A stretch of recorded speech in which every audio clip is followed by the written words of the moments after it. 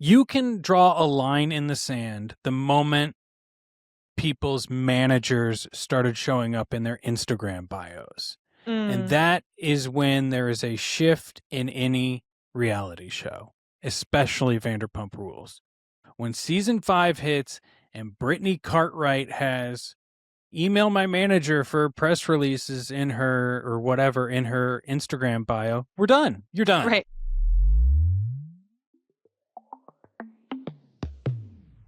Hello, welcome to the Unscripted Files. My name is Madelyn Cunningham. I am a development producer in the unscripted industry, bringing you candid conversations with the minds behind your favorite form of entertainment. Really excited for our guest today. It's a little bit of a departure from my typical guest. I have Rob Schulte on, who is the host of Vanderpump Robs.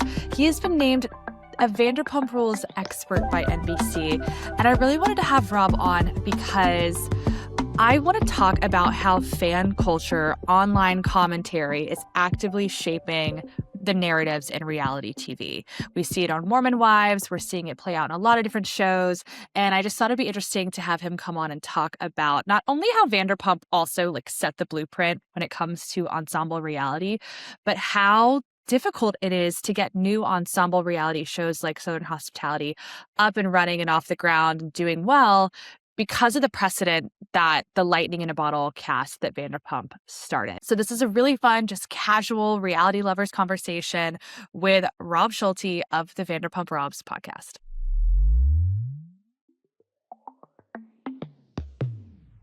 Rob Schulte, host of Vanderpump Robs podcast. Welcome to the Unscripted Files. How you doing? I'm having a terrific year. This is great. I'm so thankful to be here. So good. It's a good year for reality TV. It's rare that I have another podcaster on the show, so I'm actually so excited to talk to you. Able to bring that podcaster energy that everyone loves. Yes, exactly.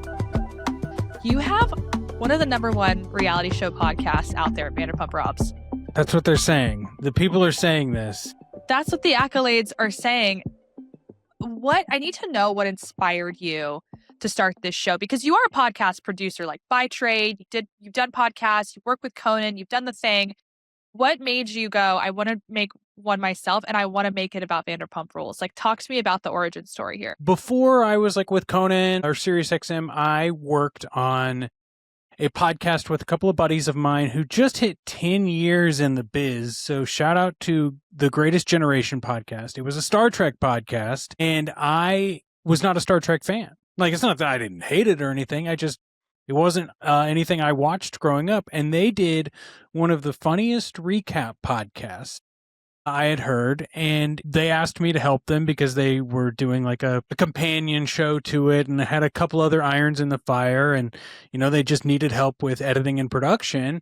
So I came on, I listened to their show, and I was like, wow, it doesn't, part of me was it doesn't really matter what you recap if you have a good host dynamic. And as I worked with them for a while, I had dipped my toe into generic TV show recap podcast here, horror movie recap podcast here. Nothing really was scratching that itch for me. And then I got into Vanderpump Rules and I was like, look, I'll just try doing a Vanderpump Rules rewatch podcast, kind of in the style of what Ben and Adam from The Greatest Generation do. And it really took off. Now, I would do it seasonally. It was not a passion project of mine, or maybe it was a passion project. It wasn't paying any bills, we'll put it that way. And over time, I just kind of refined it to be what it is today. And now it's just a fun place where I hang out with my co-host, Kate Shapiro, and we have a good time recapping Vanderpump Rules, Southern Charm, anything that's kind of new happening in the moment. But we do have to be selective because I can't recap everything. I want to still have fun doing it. If you had to recap every Bravo show out there, I fear this would be your full-time job. And it still might not pay very much. Yeah, I'm saying you can tell the people who do try and recap absolutely everything on Bravo, and call me a hater, they're not that exciting of podcasts because they're just trying to jam so much into it and also trying to keep and this is my personality that goes with it. It's we don't either cut a show or add the personality part to it, but we can't have all of it. Are you a Love Islander? If you want Yeah, to yeah. delve, okay, which is like for the US version, it's a couple episodes a week. UK, it's much more. Yeah. Keeping up with both is insane. But if you want to dive into Love Island this summer, I will co-host it with you. I will watch every episode. I'm like leading viewings with my friends. But that the Oh, Love Island, even just that show would be so crazy. that is Love Island alone is a show where it's like, also, am I recapping every episode of Love Island? Sometimes nothing happens. So, Maybe and a then weekly is yeah, better. but it is incredible. Like some shows do it really, really well. And I think I get in my own head too much on that sort of thing, which is why I love having a good format that makes me feel comfortable and happy to hop behind the mic. You've gotten so in your pocket with Vanderpump, with Charm. I mean, NBC deemed you a Vanderpump Rules expert, which it sounds funny, but it's actually very serious. Vanderpump Rules is in and of itself a pillar not only in reality TV but in entertainment in general. Like there are so many moments on the show, and we can talk about that in a minute, that are like cultural resets for the industry and for pop culture. I mean, what does it mean to know a show deeply? I would say there's a big thing, I think, in most fandom. But if I want to just specifically put it to Bravo and Vanderpump Rules, where there's like a fear of the take, right? Of oh no, I don't want to like upset the fandom. And that just doesn't even cross my radar at all. If I have a take, if my co-host has a take, we talk about it, and oftentimes we have different takes, or we convince the other person of why we think our take is the best take. And that doesn't really mean anything at the end of the day. Like, you can love it or hate it, but I think that helps you, or helps me at least, broaden how I absorb the show. Because if you might be seeing this online, you might be experiencing this personally.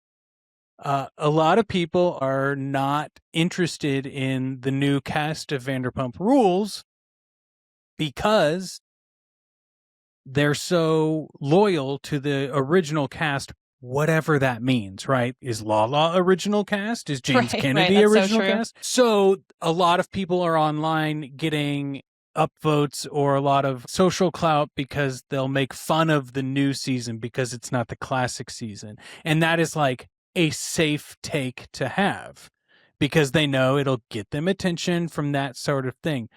Well, I didn't go in there like I was, who knows? I don't know if I'm going to like this show until I watch it or not. And I think that potentially I'm deemed an expert because I am not afraid to like be beholden to the fandom. And when NBC News had said that about me was a little after Scandoval had happened and was starting to subside a little bit. I think they were still doing articles.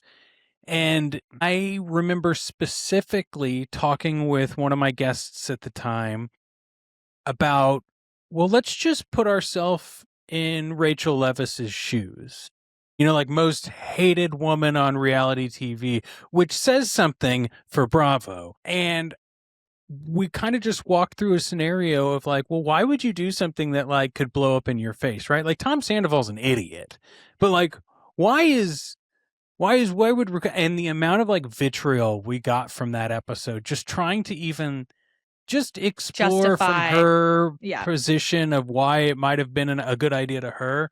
Like you can't even think about potentially siding with someone who was a homewrecker, right? And I think it's being able to do that sort of thing in a very long-winded way to at least be on the precipice of expertise. Sure. There are so many conversations that happen around these events. And typically people will fall in a bandwagon of a particular thought process about who's a villain, who's a hero, who's a narcissist, whatever. And it's nice that you try to protect your read a little bit and just are like live in your own lane, right? And if that falls within some larger fan theories or fan thoughts, like great, but you really try to stay in your own lane and objectively look at these people as people and humans and try to like break down and analyze their behavior, which I think a lot of people do, but they're doing it and they're coming up with an answer in less than 140 characters. And like, that's never really going to get to the root of it. And so you getting to explore human behavior in a longer format, I think really does lend itself to you being an expert and knowing these characters and knowing these people deeply. Yeah. And I'm not afraid to change my mind either. Mm. I think that becomes a big part of it too. Yeah.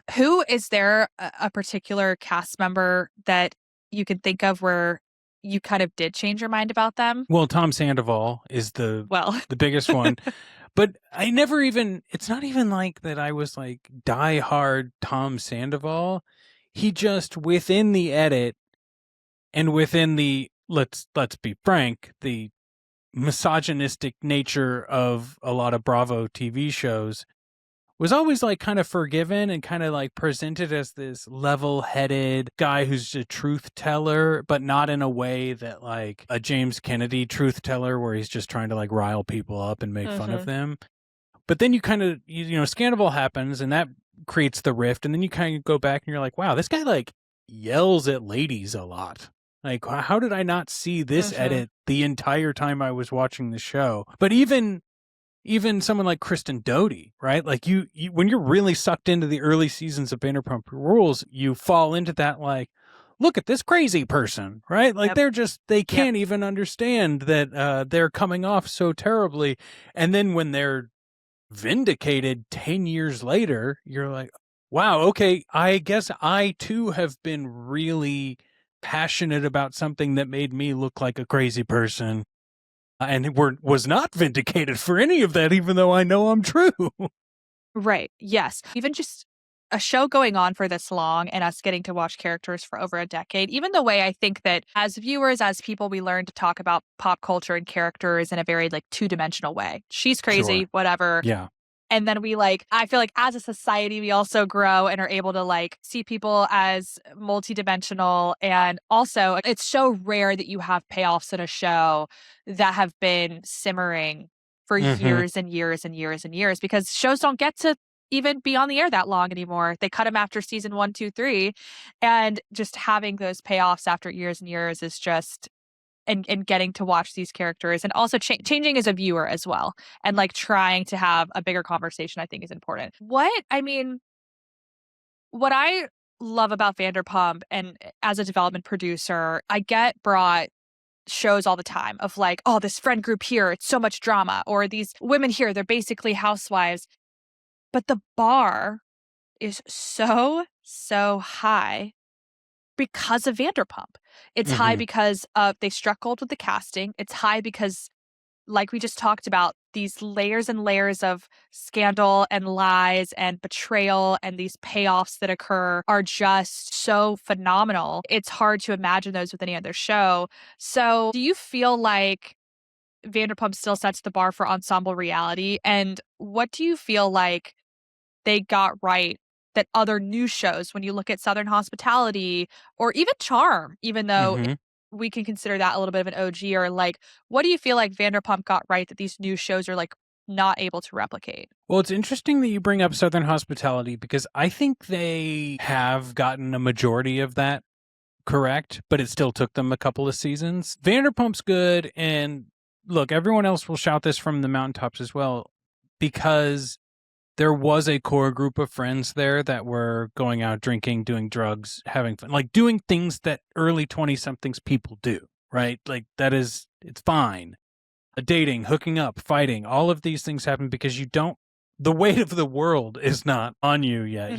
You don't have a job that could be put in jeopardy because your job is doing this thing, essentially. A lot of like, look at the canceled Housewives of New York, the reboot that they tried to do, right? Like, no one cares about these people.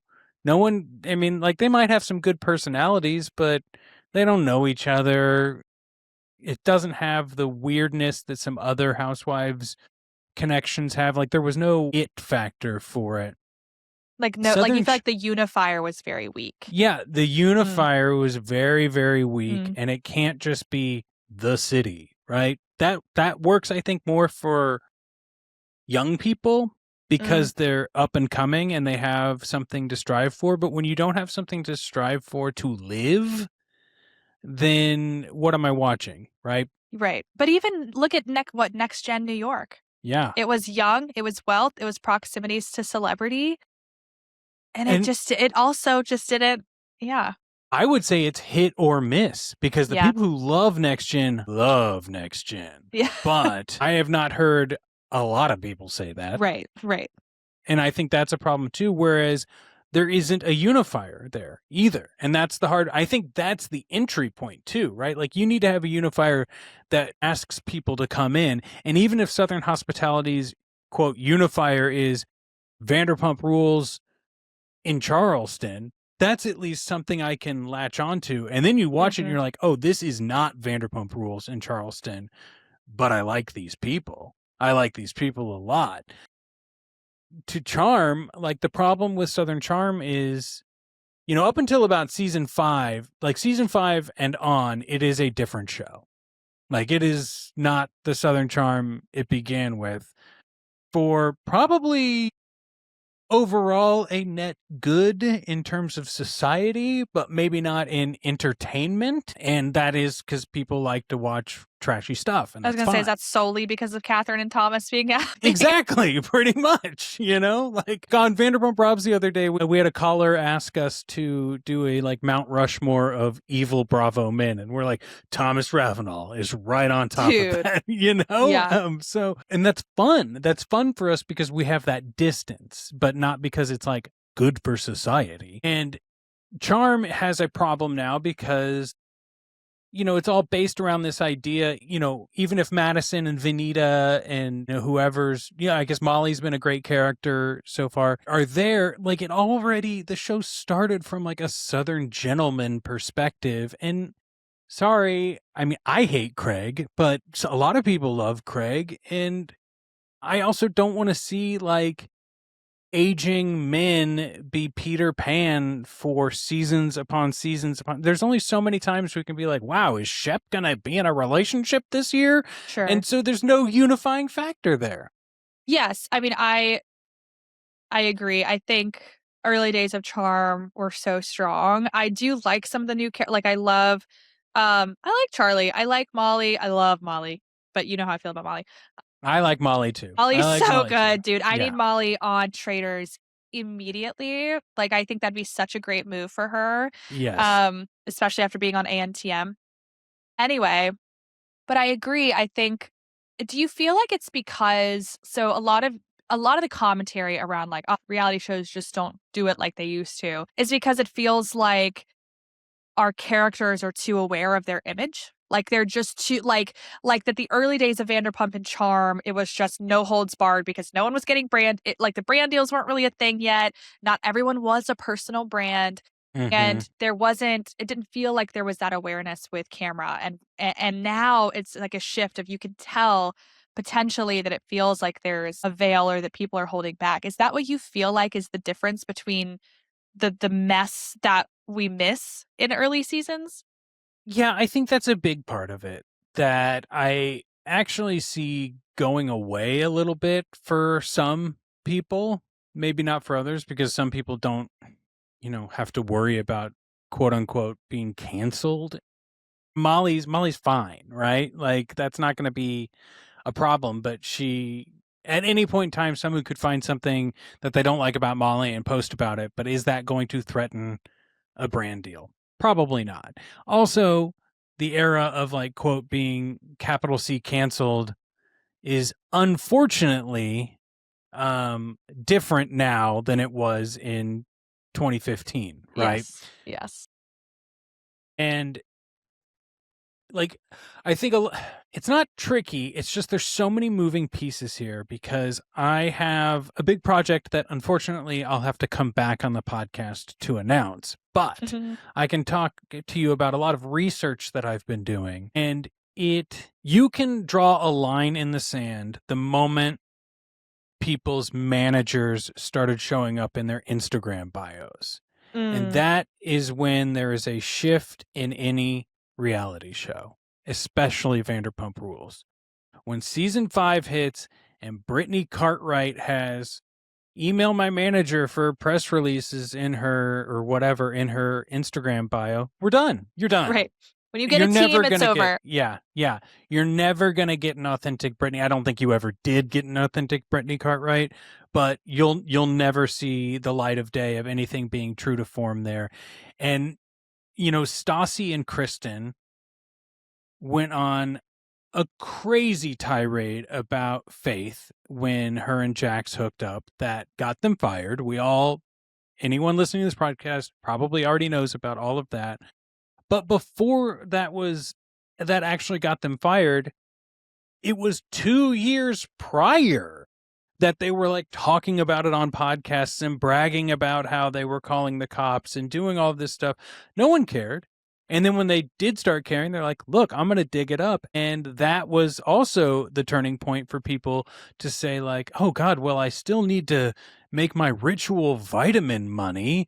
So I better just put on the character of the villain rather than like actually doing villain things, if that makes sense. Because I mean, everyone's going to like a good person, but if you know you're going to get screen time from being a villain, it almost becomes Disney cartoon villain more than like the authenticity of Kristen and Stassi season 2 of Vanderpump Rules. Right. It's a great point because like separating yourself from this person, because I don't know when it happened, but we broke the fourth wall with reality TV. And you hear accounts of Paris Hilton being like, that's not the real me. Are you joking? Mm-hmm.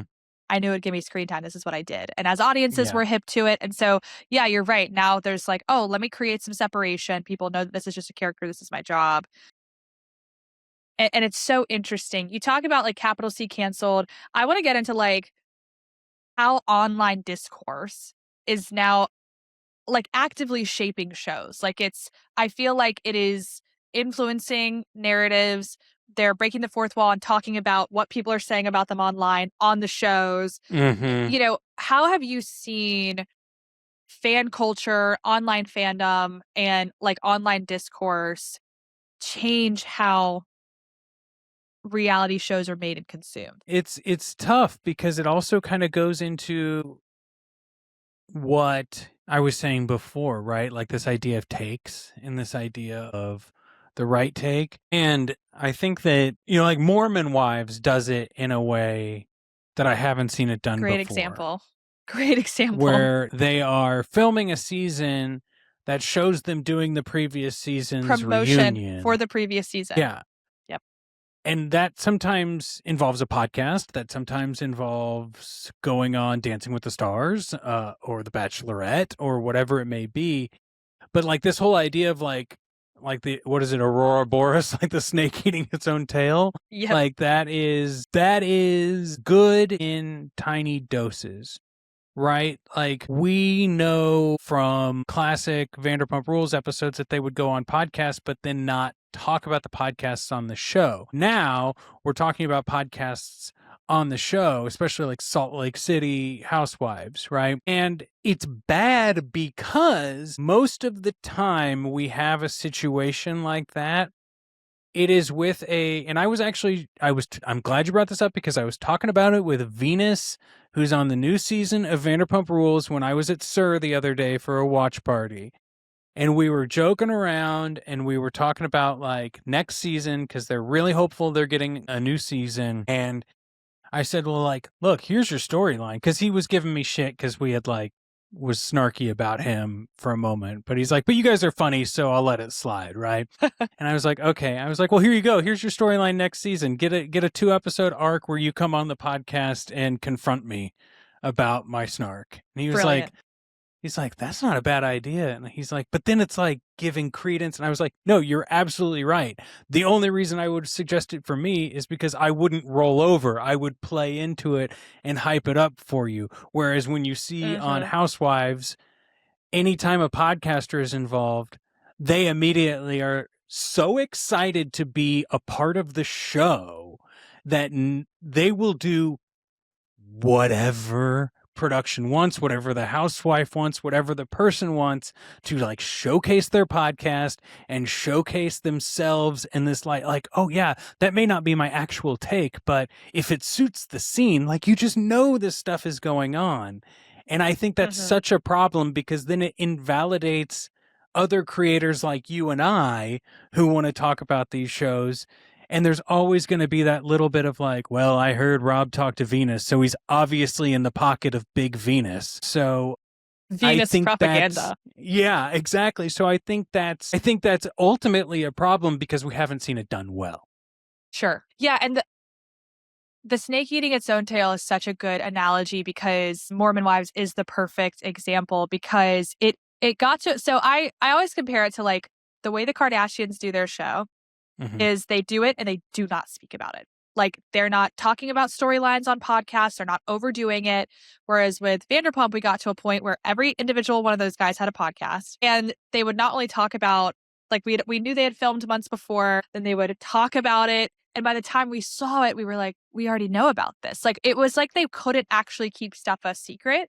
Can I say now, something real quick to that point? Just yes. And I hate to interrupt you, but my co-host Kate and I went off on a tirade the other day. It'll be a few episodes back by the time this comes out. But we were talking about Amanda Batula and Kyle Cook's announcement that they are separating. And because they are on the show, the separation announcement happens like a week and a half before the premiere of the new season, right? But there was a time when Kristen and Tom were doing press for season 2 or season 3 of Vanderpump Rules, and they had already broken up. They broke up on the show. They were not seeing each other, but doing press as a couple because that was gonna be unveiled on the show. And now we are in this perpetual state where I feel like they think and maybe some of the audience is this way, but like a 5-year-old who has the one show they like to watch or the one movie that they like to watch on repeat. And so like the parents are sick of watching Frozen because they've just seen it 30 times over the past 5 days. And that's how they're treating us as viewers. Like, I don't need the surprise. I need to know what's going to happen and I want to see it play out.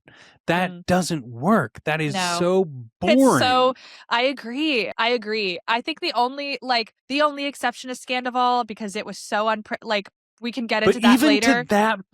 Even to that point, all of the press and promo and everything, because it was unnatural. The news dropped 4 episodes in. Yeah.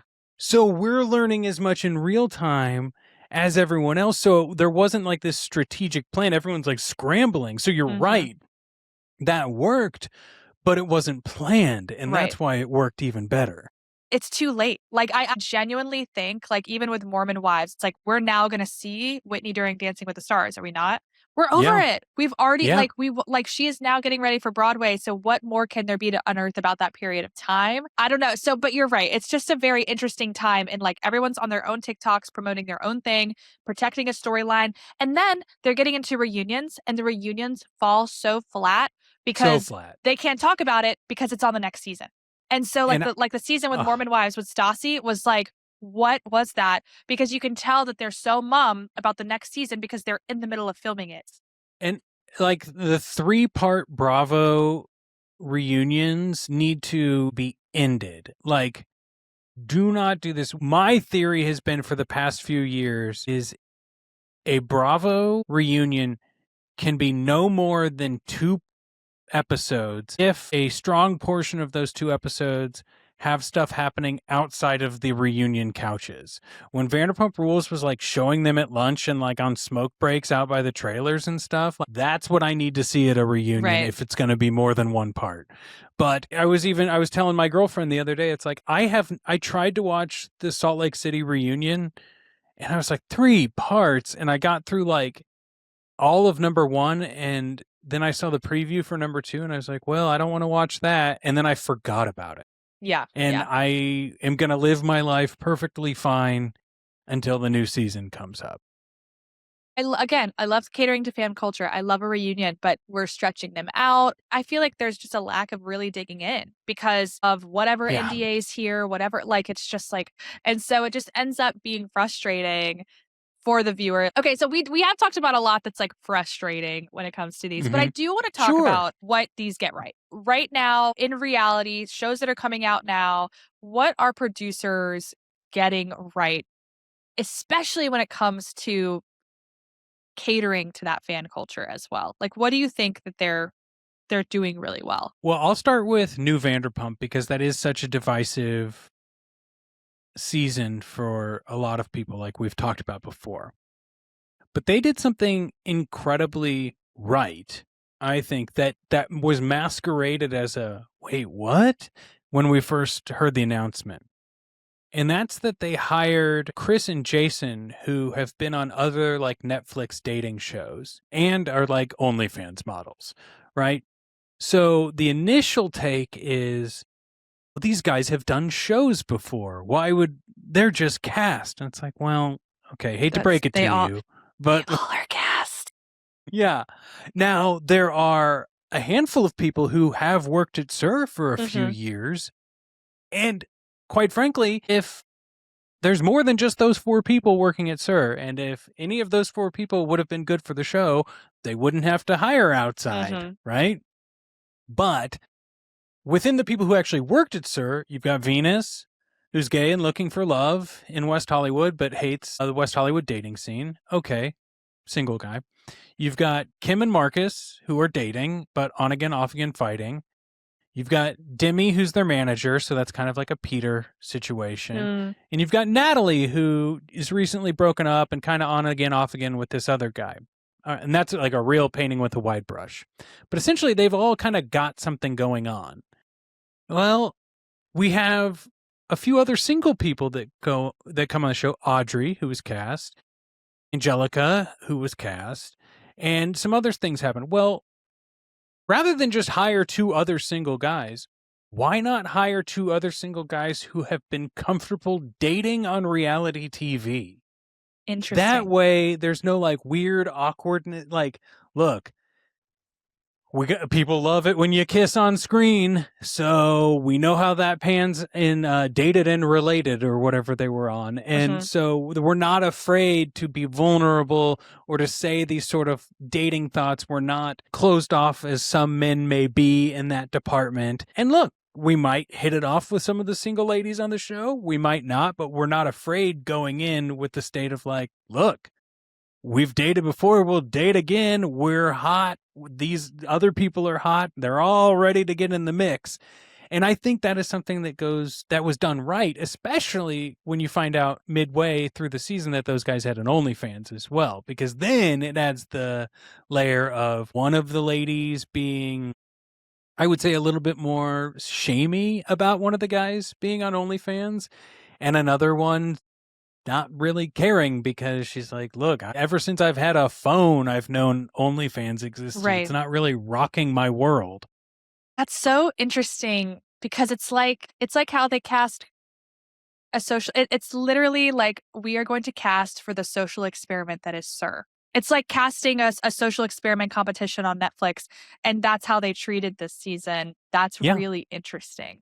And I think it's fine that, people, you go back and, Jax didn't work at SUR until the rumors that a TV show was going to happen. Right, exactly. And then Stassi's like, hire my boyfriend who I fight with all of the time. Yep. So brilliant. I think it's kind of the same, except they're putting a little bit more thought to it. Also, I think it's a new showrunner.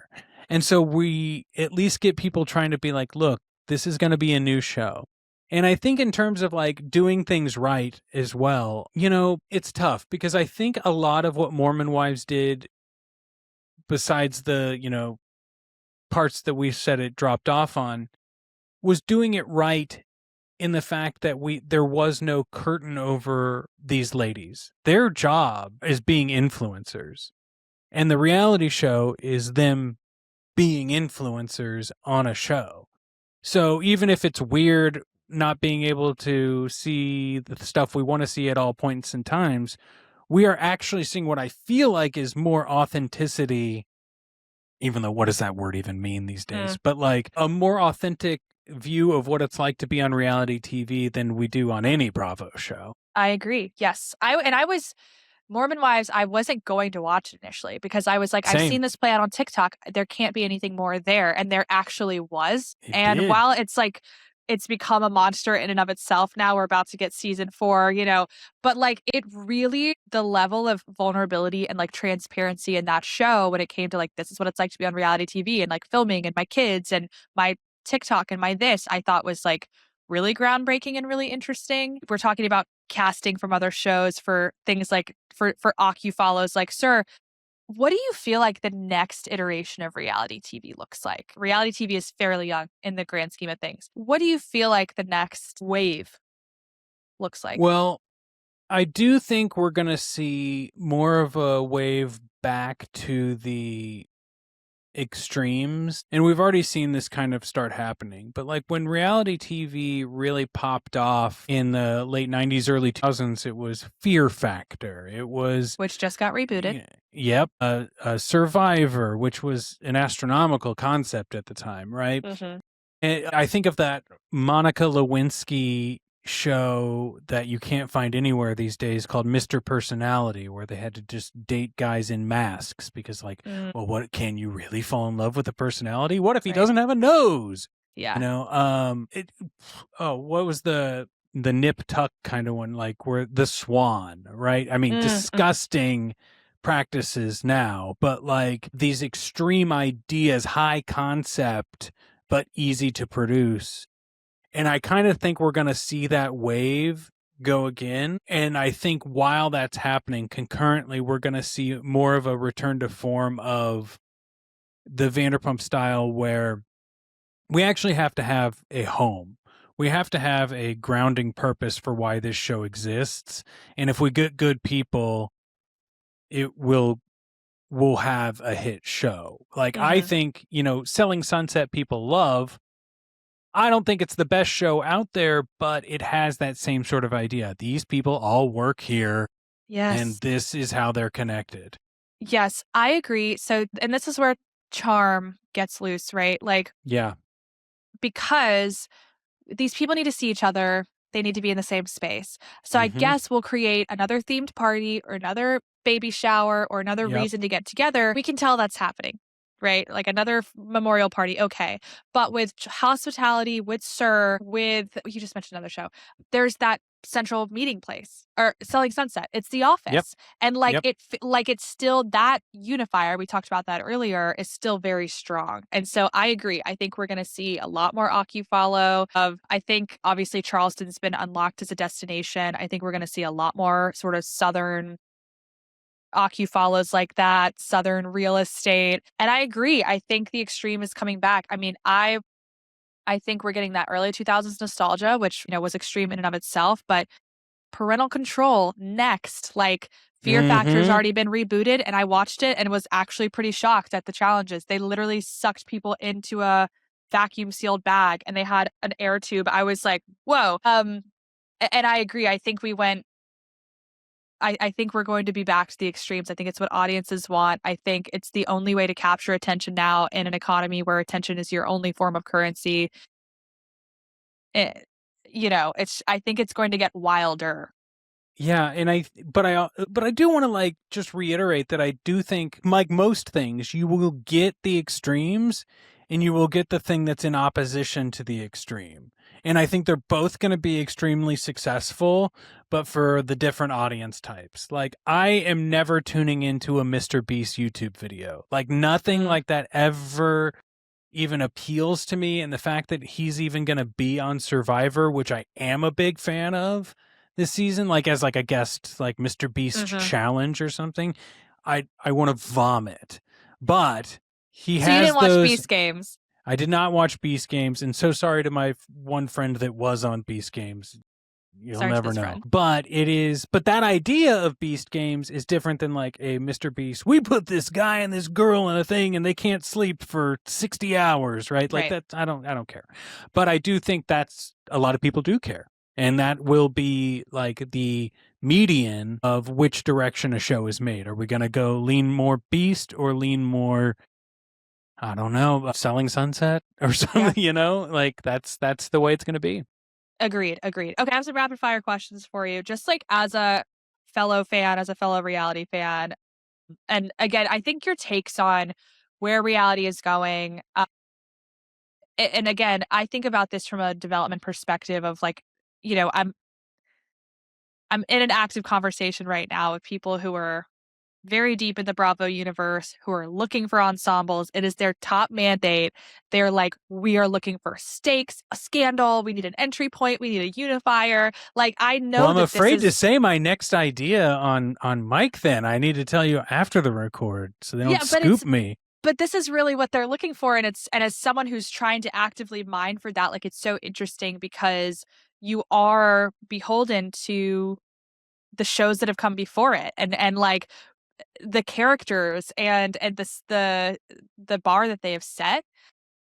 So just being able to analyze sort of the last 10, 15 years of, you know, docu and follows like this is just so interesting because it really is shaping and setting the bar for, I don't know, what is to come in the future, the worlds we haven't seen yet, the type of characters we haven't seen yet. I don't know, the tropes we haven't seen yet, if that's possible. Mm-hmm.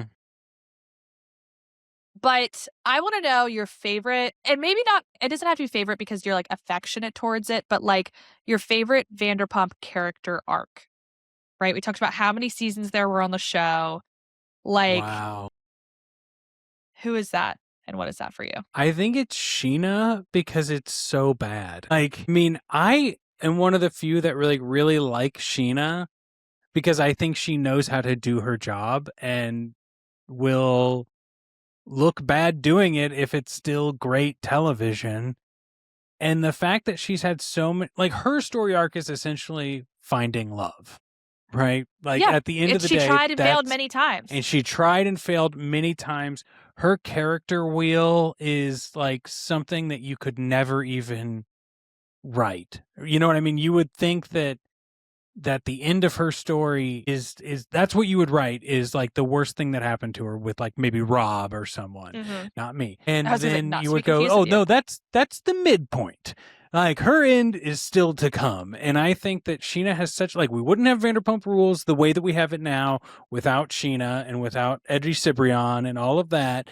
Yeah, all those other people exist, but it's all connected to this one event. You know, we see her in various relationships, various friendships, and it's just so fun to watch. Sheena is a very interesting character arc, and just to again, just her character, Huh? I wanna be like, they struck gold, and then I'm thinking good as gold, and then I Yeah, could just exactly. go Well, and I'll hey, like, but it it's so is. true of, like, the person who wants to be a pop star, but also wants to find love and is in all these relationships that don't work, like, you know, gosh, it's just too good. Okay, Amazing Race, or I know you said you love Survivor, so we could put Survivor here, but who is a reality star that you would wanna partner with on Mm. Amazing Race? Well, I've also watched plenty of Amazing Race. Okay, great. So if I were to partner with someone on one of those shows, honestly, if it's Amazing Race, I'm partnering with Brad from Southern Hospitality because that man is Okay, a yeah. beast, and I need someone more athletic than me to go on this show. Okay, that is a really good point. I was sitting here thinking too, like going through my brain of like who's brawn and who's brains and like what could it do. I actually like, honestly, my choice was Molly because I think she's so smart. Yeah. Yeah. And I do think like athletic, like I think she could totally do it. But like musicians, I think just their brain works so differently Mhm. and their study. I don't know. So I think Molly would be my choice. Who's your favorite new face, new season of Vanderpump, some of the new characters on Charm or Hospitality? It's a tie on New Vanderpump, and that it's between Natalie and Audrey. I think they have it, and I think that we will see them. Like, the only reason we won't be seeing them on reality TV is because they choose not to be on reality TV. Hey. Yeah. Okay, so kudos to the casting directors. Yes. What are you kind of just tired of seeing on these shows? Like we have talked about it a lot, but are there any tropes or just things that you're like, I we get think it? the idea of like reframing why someone is not finding love, especially when it's a man, I was gonna say, especially when it's on Charm. I'm really thinking Southern Charm. Like, it's very clear why people who are perpetually single, especially men on these shows, are perpetually single, and you don't need to put another coat of paint on it. Like, we Mm, know why. That doesn't have to be the storyline for them. I agree with you. I agree with you. Okay. Okay, and then the last question, where were you in the world when you found out about Scandoval? I was out near Joshua Tree in the desert. You're like, I know my exact coordinates. I had like gotten up from my day job. I was working from home and I was just looking at my phone while getting a glass of water. And I was like, no way. TMZ is always wrong, right? They're always wrong. Less and less, it feels like these days. Yeah. And now I'm like, I got a verified source, another source. And I like called someone I was podcasting with. I was like, I think we have to do an emergency episode. And it happened. We did it. And it was shocking. It was a cultural reset. Yeah. Like, and what I remember watching the season back, and there were so many things like the lightning necklace and the looks they gave each other that we just, the birthday gifts he gave her, and we just shrugged it off like, oh, that's just Sandoval. Like, and it's just so crazy to watch it back under that new context. And they swear that they didn't touch any episodes once the news broke, and I think that's total bullshit. They would be, if I was a producer, I'd be like, we're getting back in the edit. Yeah. Like, come on. Yeah. You gotta get back in there. But I get screeners to some of these shows, and I'll tell you this: when last season of the Valley, season 2, when Jax was terrorizing Brittany and everything, like I did not get screeners to that season, and that is, I think, specifically because they were going up to the last minute making those episodes. Yeah. Oh, Jax. This is the first time his name has been mentioned in this entire episode because because we can't give the man. No. He doesn't deserve the airtime. Nope.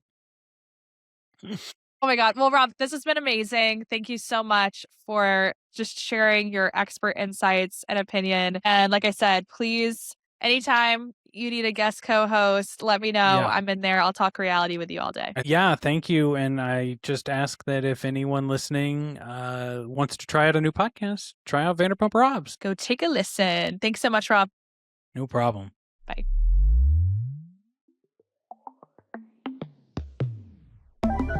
Thank you so much for listening. I'm actually on the next episode of Rob's podcast discussing season 4, episode 2 of Southern Hospitality. I think that drops on Monday, so be sure to tune in if you want to hear us talk all about that latest season and what is up with that crew out of Charleston. Thank you so much for listening again. Be sure to follow us on Instagram at Unscripted Files Pod.